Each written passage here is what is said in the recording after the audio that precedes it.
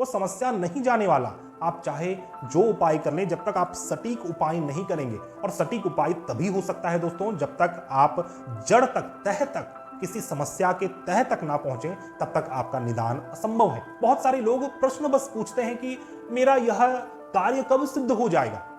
कार्य सिद्ध होने का कोई एक स्पेशल डेट नहीं होता है। लोग अलग अलग प्रकार के फैशन के चीजों को धारण करते हैं। कई बार वो चीज एल्युमिनियम का बना हुआ है, आपको पता भी नहीं है कि वो एल्युमिनियम आप कान में धारण कर रहे हैं तो आपको कितना ज्यादा वो नुकसान कर रहा है, आध्यात्मिक रूप से भी।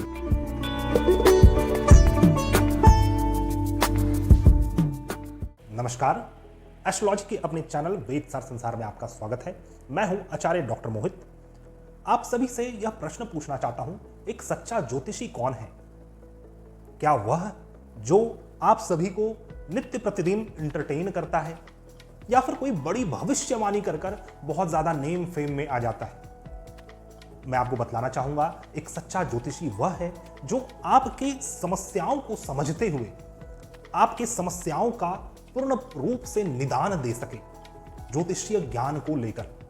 क्योंकि ज्योतिष शास्त्र को जानने वाला व्यक्ति एक दैवज्ञ खा गया है, और दैवज्ञ के अंतर में जो ज्ञान है, जो ज्योतिष संहिता को समझकर उसने जो ज्ञान निचोड़ रखा है अपने अंदर, उस ज्ञान के माध्यम से उसका चेहरा सदैव चमकते रहता है, सदैव खुश रहता है, और उस ज्योतिष से मिलकर कोई दूसरा व्यक्ति जो परेशान है वह भी शांत चित्त को प्राप्त हो जाता है, अपने संतुष्टि को प्राप्त कर लेता है।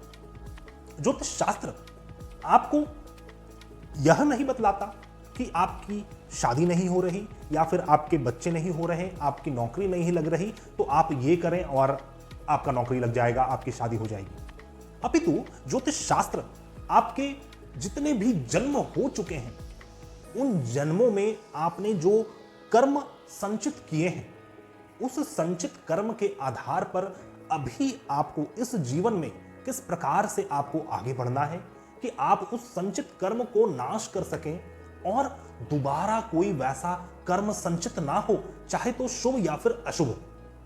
क्योंकि जो अध्यात्म का रियल गोल है, जो परम गोल है, जो भी साधु सन्यासी हैं, जो भी संत जन है, उनका जो टीचिंग्स है वह अल्टीमेटली यही है कि आप अपने कर्म फलों को छोड़ना सीखें। श्रीमद् भागवत गीता में भी श्री कृष्ण महाराज जी ने भी इसी चीज के ऊपर अर्जुन को 18 अध्याय का पूरा उपदेश दे डाला। और एक ज्योतिष शास्त्री आपको आपके कर्मों को किस प्रकार से डिसॉल्व करना है वह बतलाता है। आप जो भ्रमित हैं इस भौतिक संसार के अलग अलग विषयों से, जो आप भ्रमित हो रखे हैं, उन भ्रमितता से आपको कैसे निकलना है। क्योंकि जो भी जीवन में समस्याएं होती हैं उसका जड़ आपके भौतिक विषयों में छिपा रहता है। और हम कितना भी चाह लें, जब मुझे पता है कि सिगरेट पीने से आपके हेल्थ को नुकसान होता है, फिर भी हम क्यों नहीं छोड़ पा रहे हैं सिगरेट? उसका रीजन है विषय, और उसी विषय को ज्योतिष शास्त्री निदान करवाना जानता है, और वही ज्योतिषी एक सच्चा ज्योतिषी है। और उसी प्रकार के ज्ञानी व्यक्ति से आपके जीवन का निदान हो सकता है। आप लगातार इंस्टाग्राम, फेसबुक, यूट्यूब चला रहे हो, रील स्क्रॉल कर रहे हो, लेकिन क्या उससे आपका निदान हो गया? बिल्कुल नहीं। निदान तो तभी होगा जब आप एक प्रबुद्ध ज्योतिषी के पास जाएं, आप एक दैवज्ञ के पास पहुंचे, उनसे अपने प्रश्न को रखें, एक विनम्र स्वभाव से, विनम्र भाव से। उसे एक प्रोफेशनल ना समझें, क्योंकि एक ज्योतिषी, एक जो सच्चा ज्योतिषी है, वो अल्टीमेटली ईश्वर का दूत माना गया है, क्योंकि वह ईश्वर के कार्य को आगे बढ़ा रहा है।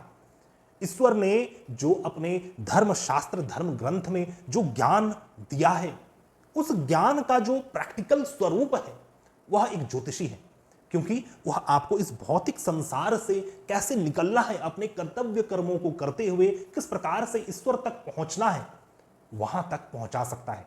लेकिन बोलते हुए, आपसे यह बात करते हुए बहुत ही दुखद अनुभूति होती है कि आज के समाज में 100 में से कुछ सिंगल डिजिट के ही गिनती के ज्योतिषी हैं जो आपके समस्याओं का निदान कर सकते हैं। बाकी सब कपोल कल्पना और बड़बोले विचार वाले लोग हैं जो आपको फंसा रखे हैं, क्योंकि आप स्वयं भी फंसना ही चाहते हैं। सिर्फ आप अपने अंतर मन का एंटरटेनमेंट करना चाहते हैं। तो दोस्तों, आज जो हमारा मुख्य विषय है वह दो समस्याओं का निदान हेतु है। हमारे कुछ दर्शक हैं, उन्होंने कुछ प्रश्न पूछा है। उन प्रश्नों का निदान, पूर्ण कुंडली का विश्लेषण हमारे पास आपके सामने लाइव किया जाएगा। और यदि आप अपनी कुंडली का भी निःशुल्क विश्लेषण करवाना चाहते हैं तो आप इस वीडियो में अपने कमेंट छोड़ सकते हैं। आप अपने date of birth, time of birth, place of birth के साथ अपने प्रश्न को छोड़ें, और जैसे ही अंतर मन की प्रेरणा होगी उसके ऊपर कुछ वीडियोस लेकर आया जाएगा, जिससे आपका भी निदान हो सके, वह भी बिल्कुल निःशुल्क। तो दोस्तों, पहला जो हमारा प्रश्न है वह कुछ इस प्रकार है कि प्रदीप पांडे जी हैं, जिन्होंने कमेंट किया है कि सबसे पहले उनका जन्म विवरण क्या है। 19 जनवरी 1970 यह तिथि है, समय है 4:05 सुबह, और जबलपुर, मध्य प्रदेश। इनका एक सिंपल सा प्रश्न है कि नौकरी में भय बहुत लगता है। अब हम इनका विश्लेषण करते हैं या समझने का प्रयास करते हैं कि इनको नौकरी में भय क्यों लगता है और उसका क्या निदान होना चाहिए, इनके लिए क्या इनका सॉल्यूशन होना चाहिए। स्क्रीन में आप देख सकते हैं, यह प्रवीण पांडे जी की कुंडली है। प्रवीण पांडे जी की कुंडली वृश्चिक लग्न की कुंडली है और कर्म स्थान में केतु ग्रह विराजमान है।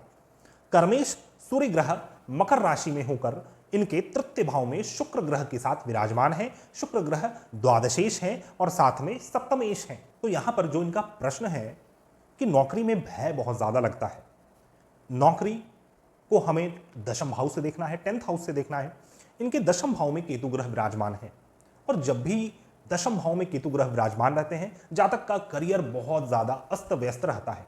जातक स्वयं भी कर्म नहीं करना चाहता, और कर्म के ओवरलोड से ऐसे जातक सदैव कर्म को पेंडिंग करते जाते हैं। तो पहला रीजन ये हुआ। दूसरा है, कर्मेश को देखना बहुत ज्यादा जरूरी है। जब हम कर्मेश को देख रहे हैं तो कर्म स्थान के स्वामी सूर्य ग्रह अपने भाव से 6th हाउस में बैठे हुए हैं। जो 3rd हाउस है वह कर्म स्थान से, दशम भाव से 6ठे स्थान में पड़ता है। तो यहां पर षडाष्टक योग का निर्माण हो रहा है।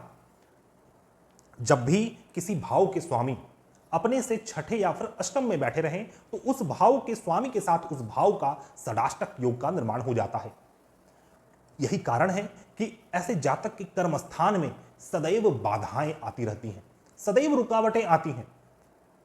हम इसके सॉल्यूशन के ऊपर भी बात करेंगे। सबसे पहले हम रीजन को फाइंड आउट कर रहे हैं कि क्या रीजन है कि इनको अपने नौकरी पेशे में इनको बहुत ज्यादा भय लगता है। और तीसरा जो रीजन है वह यह है कि जो दशमेश हैं, जो दशम भाव के स्वामी सूर्य ग्रह हैं, वह द्वादशेश शुक्र ग्रह के साथ विराजमान है तृतीय भाव में। और जब भी हम कर्म भाव का विश्लेषण करते हैं, नौकरी पेशे का विश्लेषण करते हैं, तो शनि ग्रह को देखना बहुत ज्यादा आवश्यक हो जाता है। और इनकी कुंडली में शनि ग्रह 6ठे भाव में अपने नीच की राशि मेष राशि में विद्यमान है। तो यहां पर ऐसे जातक का जो अपना स्वभाव होगा वह एक प्रकार से चीजों को लेट इट गो करने का, छोड़ देने का, अपने कर्तव्य कर्मों को तो छोड़ देने का इनका अपना स्वभाव है। और प्रवीण जी दैनिक रूप से भी अपने जीवन में बहुत ज्यादा संघर्ष को प्राप्त करते हैं, क्योंकि जो 6ठा भाव है यह डेली रूटीन वर्क का है। जब तक ऐसा जातक अपने जीवन में पंक्चुअल, एक ऑर्गेनाइज्ड, एक स्ट्रक्चर्ड तरीके से ना चलने लग जाए, एक डिसिप्लिन्ड प्रकार से अपने डेली रूटीन वर्क को ना बनाए, तब तक इनको कर्मस्थान में परेशानी उत्पन्न होगी ही। और यही कारण है क्योंकि इनके सभी कार्य अस्त व्यस्त रहते हैं, क्योंकि केतु ग्रह भी 10th हाउस में विराजमान है।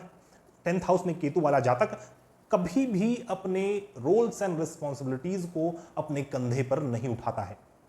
वह सदैव दूसरों के ऊपर अपनी चीजों को दोषारोपण करता है कि इस कारण से मेरा यह कार्य नहीं हो पाया, और सदैव डिफॉल्ट लिस्ट में ही उसके कार्य रहते हैं। तो यह सभी एक कारण है कि इनको सदैव भय लगता रहेगा अपने बॉस से, अपने उच्च अधिकारी से, वर्क इन्वायरमेंट से। इनको एक प्रकार का भय बना रहेगा और इनको कर्म करने का मन नहीं करेगा। अपने रोल्स एंड रिस्पॉन्सिबिलिटीज से ऐसे जातक भागते रहेंगे, दूर भागेंगे। तो इसका क्या निदान होना चाहिए? इसका निदान, कुछ निदान मैं आपको बतला रहा हूं। सबसे पहला है, माणिक्य रत्न धारण कीजिए। जब भी किसी भाव से उस भाव के स्वामी का षडाष्टक योग बन जाता है, तो उस भाव के स्वामी का रत्न हमें धारण करना चाहिए, जो कि माणिक्य रत्न है, माणिक्य 7.5 रत्ती का, और साथ में ऑरेंज सफायर रत्न। जैसे येलो सफायर है पीला पोखराज, वैसे ही नारंगी कलर का पोखराज रत्न आप धारण कर सकते हैं, या फिर आप गोल्डन टोपाज या फिर ऑरेंज कलर का टोपाज रत्न धारण कर सकते हैं। यह 2 रत्न आप धारण कीजिए। शनिवार को लगातार 3 शनिवार तक छाया दान करें और प्रत्येक शनिवार सुंदर कांड का पाठ करें। यदि आप इतना करते हैं, आपके हृदय से सभी भय समाप्त हो जाएगा। कर्म स्थान में आप अच्छा रोल प्ले करने लग जाएंगे, आप अपने रोल्स एंड रिस्पॉन्सिबिलिटीज को उठाने लग जाएंगे, और आपसे आपके उच्च अधिकारी, बॉस, पिता, गवर्नमेंट सदैव प्रसन्न रहेंगे। आप इतना कीजिए, आपको शांति मिलेगी। आइए अब हम दूसरे प्रश्न को लेते हैं। दूसरे प्रश्न किसी अज्ञात व्यक्ति ने पूछा है, जिनका अपना प्रोफाइल का नाम AA BBC बोलकर है, और इनका जो अपना इन्होंने जन्म तिथि दिया है, यह एक फीमेल है, एक स्त्री है। इनका जन्म तिथि है 29 अक्टूबर 1982, 2 बजे शाम में इनका जन्म हुआ है, और आगरा उत्तर प्रदेश से यह बिलोंग करती हैं, यहां पर इनका जन्म हुआ है। इनका जो प्रश्न है, काफी लंबा इन्होंने प्रश्न पूछा है। पहले हम प्रश्न को समझते हैं कि मेरे कुंडली में कालसर्प दोष है, मेहनत करते करते थक चुकी हूं, नौकरी में हमेशा इतनी बेइज्जती होती रहती है, कभी सम्मान और पद भी नहीं मिला, तिकड़म लोग आगे निकल गए, मेरे बॉस बन गए, और 6 साल मैं पीछे छूट गई। एक बेटी है, दूसरे बच्चे के लिए दुनिया भर के इलाज करवा लिया, नित्य नई परेशानी निकल आती है, बिना किसी कारण के दुश्मन बने रहते हैं, थक चुकी हूं। इनकी कुंडली आप स्क्रीन में देख सकते हैं। तो जो आप मैम हैं, आपने अपना नाम तो नहीं दिया है, तो आपकी जो कुंडली है, आपकी कुंडली में सर्वप्रथम तो मैं आपको बतला दूं कि आपने जो लिखा है कि कालसर्प योग है आपकी कुंडली में, तो आपकी कुंडली में कालसर्प योग पूर्ण रूप से नहीं है, आंशिक कालसर्प योग है। और आपको लग रहा होगा कि यह कालसर्प योग के कारण यह सभी समस्याएं हैं आपके जीवन में, लेकिन मैं आपको बतला दूं कि यह कालसर्प योग तो एक बहुत ही छोटा सा योग है आपकी कुंडली में। आपकी कुंडली में कुछ ऐसे विशेष योग हैं, और जब तक उन योगों का निदान ना हो जाए, आपने जो समस्याएं बतलाई हैं उसका निदान असंभव है, वो समस्या नहीं जाने वाला। आप चाहे जो उपाय कर लें, जब तक आप सटीक उपाय नहीं करेंगे, और सटीक उपाय तभी हो सकता है दोस्तों जब तक आप जड़ तक, तह तक, किसी समस्या के तह तक ना पहुंचे, तब तक आपका निदान असंभव है। तो यहां पर जो लग्न कुंडली आपकी बन रही है, यहां पर आप अपने दशम भाव में देखेंगे, इन जातक के दशम भाव में 10th हाउस में, करियर के स्थान में सूर्य, शनि, बृहस्पति और शुक्र, ये 4 ग्रह विराजमान हैं। यहां पर सूर्य ग्रह अपने नीच की राशि में है, तथा शनि ग्रह अपने उच्च की राशि में है। यहां पर सूर्य का वैसे तो नीच भंग हो रहा है शनि और शुक्र के कारण, लेकिन यहां पर सूर्य और शनि का विष योग का निर्माण होता है, पूर्ण रूप से विष योग बना हुआ है। सूर्य शनि विष योग के कारण आपको सदैव अपने कर्म स्थान में परेशानी आएगी। आपसे छोटे लोग आपसे ऊपर बढ़ते चले जाएंगे, लेकिन आपका कभी भी तरक्की नहीं होगा, और यही रीजन है कि आपको बेइज्जती का सामना अपने कर्म स्थान में करना पड़ता है। आपके बॉस से, उच्च अधिकारी, गवर्नमेंट से कभी भी आपके अच्छे संबंध स्थापित नहीं हो पाएंगे, और इसी प्रकार की स्थिति अपने पिता से भी आपकी बनी रहेगी। इनके जीवन में चल रही दशाओं के ऊपर बात किया जाए तो वर्तमान में केतु की महादशा में बृहस्पति की अंतर्दशा है। बृहस्पति की अंतर्दशा 11 दिसंबर 2025 तक है। तो आप जो भी मैम है, मैं आपको बतला दूं कि 14 मई से पहले आप संतान कंसीव कर सकती हैं, क्योंकि बृहस्पति की अंतर्दशा चल रही है, और वर्तमान में इनकी कुंडली में आप देखेंगे तो गोचरवश बृहस्पति ग्रह इनके पंचम भाव में गोचर कर रहे हैं, और पंचम भाव संतान सुख का स्थान है। जब भी बृहस्पति पंचम भाव में गोचर करते हैं तो जातक को संतान की प्राप्ति होती है, और 14 मई के बाद बृहस्पति इनके पंचम भाव से इनके छठे भाव में गोचर कर जाएंगे। तो पंचम भाव तक बहुत ही ज्यादा प्रबल योग है, लेकिन उससे पहले मैं आपको बतला दूं कि कुछ उपायों को करना, निदान को करना अति आवश्यक है। बहुत सारे लोग प्रश्न बस पूछते हैं कि मेरा यह कार्य कब सिद्ध हो जाएगा। कार्य सिद्ध होने का कोई एक स्पेशल डेट नहीं होता है। हाँ, कुछ फेवरेबल टाइम पीरियड होता है। अगर उस टाइम पीरियड तक आपने उस सच्चाई को जान लिया है जो ग्रह आपको बतलाना चाहते हैं, जो ईश्वर आपको डिक्टेट करना चाहते हैं, बतलाना चाहते हैं, वह आपने जान लिया है, अपने कर्म फल को जान लिया है, या फिर आपने निदान कर लिया है, तभी जाकर उस टाइम पीरियड में आपको अमुक फल की प्राप्ति होती है। अन्यथा आप समय आपका निकलते जाएगा, लेकिन जो निदान, जो फल आपको चाहिए, उसको प्राप्त आप नहीं कर पाएंगे। तो अभी बहुत ही ज्यादा प्रबल योग बना हुआ है संतान को लेकर, दूसरे संतान को लेकर, और संतान की प्राप्ति हो सकती है इस अवधि में। केतु की महादशा चल रही है। केतु ग्रह आपके द्वादश भाव में मंगल के साथ विराजमान है। द्वादश भाव व्यय का स्थान होता है। आपको अधिक से अधिक स्पिरिचुअल पाथ को पालन करना चाहिए, और इसके साथ साथ कुछ आपके लिए स्पेशल उपाय है, उसे आप जरूर से करें। तभी आप एक्सपेक्ट कर सकते हैं कि आपके कर्म स्थान में उन्नति प्राप्त होगी, आपको मान सम्मान की प्राप्ति होगी, दूसरे संतान की प्राप्ति होगी, और साथ ही साथ जो भी जीवन में रुकावटें हैं, जो भी समस्याएं हैं, उसका निदान हो पाएगा। तो कालसर्प योग आपको परेशान नहीं कर रहा, आपको तो परेशान कुंडली के दशम भाव में बनने वाले जो यह योग है, यह कर रहे हैं। उसके पीछे कालसर्प योग एक छोटा सा रीजन हो सकता है। क्या निदान आपको करना चाहिए? तो सबसे पहले आपको अपने घर के पूजन स्थान में, बहुत ही सटीक उपाय है आपके लिए, घर के पूजन स्थान में नर्मदेश्वर शिवलिंग स्थापित कीजिए। नर्मदेश्वर शिवलिंग का नित्य आप पूजन करें। एक लोटा जल, शुद्ध जल, अगर हो सके तो कच्चा दूध, चंदन आदि से इनका पूजन करें, भगवान शिव की आराधना करें, और शिव महिमा स्तोत्र तथा रुद्राष्टकम, यह 2 पाठ आपको करना चाहिए। इसके साथ साथ कुछ रत्न है जो आप अवश्यमेव धारण करें, जो कि है व्हाइट सफायर, सफेद कलर का पोखराज रत्न। 4.5 रत्ती का व्हाइट सफायर रत्न धारण कीजिए, और साथ में वायलेट कलर का गार्नेट स्टोन 9 रत्ती का। यदि ये 2 रत्न आप धारण करते हैं, तो आपके कर्म स्थान से रिलेटेड जो भी समस्याएं हैं, उसका निदान मैं गारंटेड बोल रहा हूं, आपको मिल जाएगा। व्हाइट सफायर और वायलेट गार्नेट रत्न। दूसरा और अन्य और भी उपाय है जो संतान प्राप्ति के लिए है, जैसे कि गणेश जी का पूजन नित्य करें। संकट नाशन गणेश स्तोत्र का पाठ आपको एटलीस्ट एक बार प्रत्येक दिन सुबह नित्य आपको करना चाहिए। इसके साथ साथ कान में सदैव सोना धारण करें। आप स्त्री हैं, फीमेल हैं, तो आपके लिए बहुत ही सुलभ है कि आप कान में सोना धारण कर सकती हैं। वैसे स्त्रियां सोना ही धारण करती हैं, लेकिन अभी का जो दौर है, लोग अलग अलग प्रकार के फैशन के चीजों को धारण करते हैं। कई बार वो चीज एल्यूमिनियम का बना हुआ है, आपको पता भी नहीं है कि वो एल्यूमिनियम आप कान में धारण कर रहे हैं, तो आपको कितना ज्यादा वो नुकसान कर रहा है आध्यात्मिक रूप से भी। लेकिन इन चीजों को हम नहीं समझते हैं। तो आपको कान में सोना रत्न धारण करना चाहिए, और प्रत्येक गुरुवार एटलीस्ट 16 गुरुवार का आप फास्टिंग कीजिए, और प्रत्येक गुरुवार आप केले के वृक्ष के जड़ में पीला जल, अर्थात कि जल में हल्दी और गुड़ मिलाकर चढ़ाएं, उनका आप आरती करें और उनको पीला पुष्प अर्पण करें। और उस दिन बृहस्पतिवार को सिर्फ आप मीठा भोग कर सकती हैं, मीठा भोजन कर सकते हैं, फल फूल खा सकते हैं। इस प्रकार से यदि आप निदान करती हैं, अपना उपाय करती हैं, आपकी सभी समस्याओं का निदान आपको प्राप्त हो जाएगा। तो दोस्तों, यहां पर हमने 2 व्यक्तियों की कुंडली के ऊपर बात किया, इनके समस्याओं को समझा, इनकी समस्या कहां से उदित हो रही है, इसका क्या निदान होना चाहिए, इसके ऊपर हमने बात किया।